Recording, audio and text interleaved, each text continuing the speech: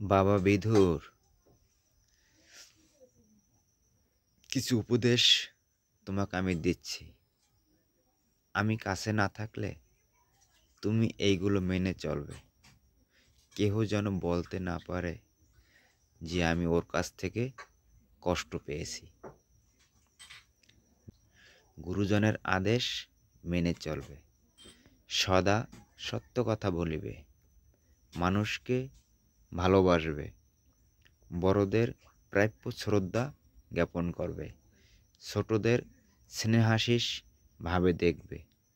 এমন বন্ধু করো তুমি যেন কাছ থেকে হাত সরিয়ে না নেয়।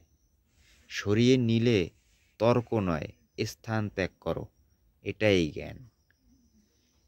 নিত্য আয়ের মানুষের সাথে সম্পর্ক রেখো, কারণ সুখে দুঃখে পাশে থাকবে।